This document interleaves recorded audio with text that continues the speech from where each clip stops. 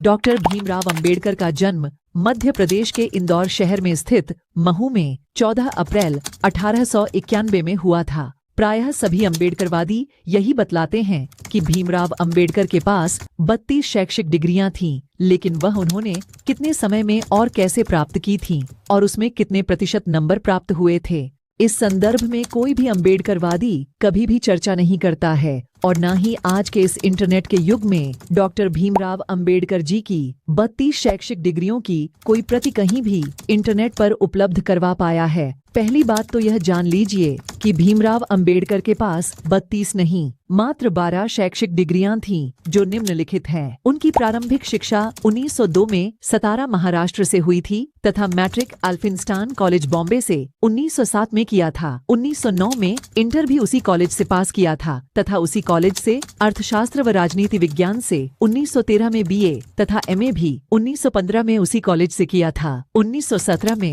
Colombia विश्वविद्यालय से PhD की उपाधि प्राप्त की। 1921 में लंदन से एमएससी तथा बैरिस्टर की पढ़ाई भी लंदन से पूर्ण किया। इसके अतिरिक्त 1922 में जर्मनी के वार्न विश्वविद्यालय से अर्थशास्त्र, 1923 में लंदन से डीएससी, 1952 में एलएलडी कोलंबिया विश्वविद्यालय से तथा 1953 में डीलेट उस्मानिया विश्वविद्यालय हैदराबाद से पूर्ण किया। इन सभी 12 डिग्रियों में 2 डिग्री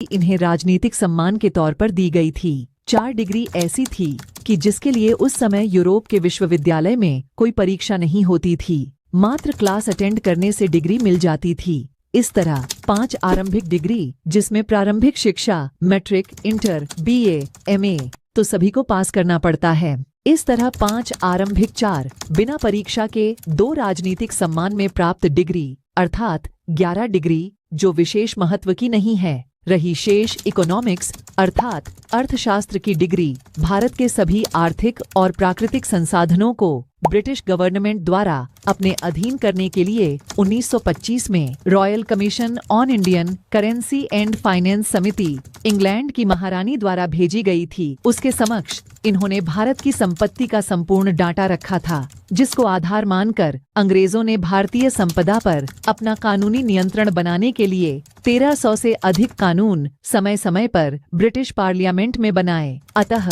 अर्थशास्त्र की सभी डिग्रियां इन्हें इंग्लैंड साम्राज्य की विस्तृत योजना के तहत वजीफे के साथ मिली थीं, जिससे कालांतर में समस्त भारतीय प्राकृतिक संपदा तथा भारत की संपूर्ण अर्थव्यवस्था इंग्लैंड के अधीन हो गई। इसलिए डॉक्टर भीमराव अंबेडकर एकमात्र ऐसे भारतीय हैं जिनकी प्रतिमा लंदन संग्रहालय में कार्ल मार्क्स के साथ सम्मान में अंग्रेजों द्वारा लगाई गई है। इस पूरे वीडियो पर